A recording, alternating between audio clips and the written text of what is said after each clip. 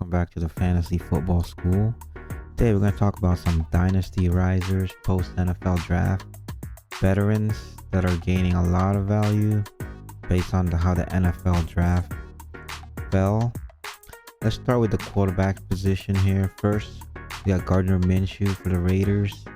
So it was a big help for him because he did sign for very good backup money, and everybody was expecting the Raiders to draft a quarterback, but they didn't, and now he should be slotted to be the starting quarterback for the Raiders, barring any trade. But there's not a lot of trade options out there at quarterback that's better than Minshew anyway, so he should be slated to start for the whole year, unless Aiden O'Connell kind of takes another step, which he could, but I think at this point Minshew's the better quarterback.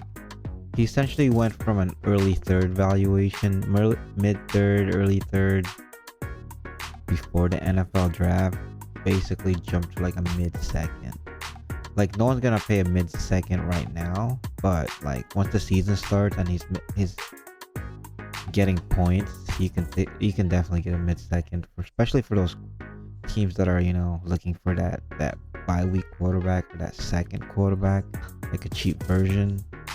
Those contenders. And then next in the quarterback room, we got Daniel Jones.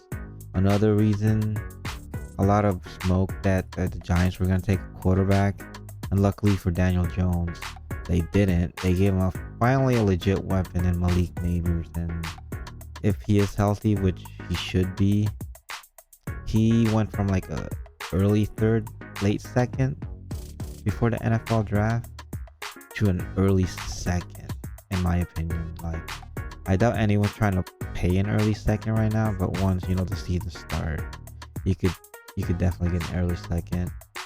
You could probably swing a mid-second trade to get Daniel Jones right now, but I mean, it's a long ways away. There's some chatter that Drew Lock has a chance to win that job, which is kind of BS. Drew Lock's getting paid very low, lower than Gardner Minshew. It's like a 1 year like $5 million deal or something, so not really that much. But I mean, if Daniel Jones not healthy early in the season, you could see Drew Lock. But Daniel Jones young, and it looks like everything's going according to plan in terms of his what's it called, healthiness. But anyways, then I got a couple honorable mention here in the quarterback room. We got Bryce Young, Will Levis, both of their teams basically making sure they succeed in their second year. But unfortunately, it's like not a big bump in their value. They're still being valued like late first. Like, it's not enough to I don't think anybody's gonna pay a mid first, because you could get Drake May, JJ McCarthy, which I think right now are being valued above Bryce Young and Will Levis. So anyways, moving on away from the quarterback room, we got the running back room. And first we got Zamir White, one of the biggest winners in the NFL draft in terms of dynasty fantasy football or just regular fantasy football.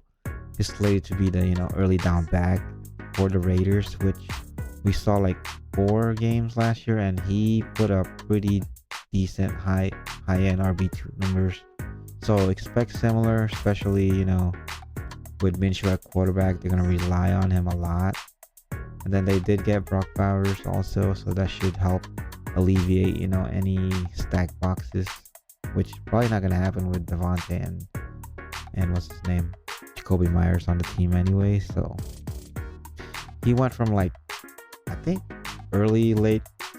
late second before the NFL draft, or early third, to like an early second now that he's the RB1 for the Raiders. And literally the players behind him are kind of even worse. They got Madison, then they drafted Lave, which is a pretty good receiving back, but I don't expect him to get that. I expect him to get that role, but it's not gonna be like back breaking for Zamir White's touches anyways. It's gonna be a running first team. So, and next at the running back position, we got Zeke Elliott. He went from being worthless to essentially like a late second in valuation right now. He should be the starting quarterback for the Cowboys, but they do have Rico Dowdle, Deuce Vaughn, which doesn't really hold any candles. Zeke actually had a pretty good season last year, but it was due to check downs. If you're in a PPR, Zeke was basically high what's it called, an RB2, maybe like high end RB3 last year. Then moving away, we're gonna move to the wide receiver room here. First, we got Jameson Williams, one of my favorite breakout candidates this year.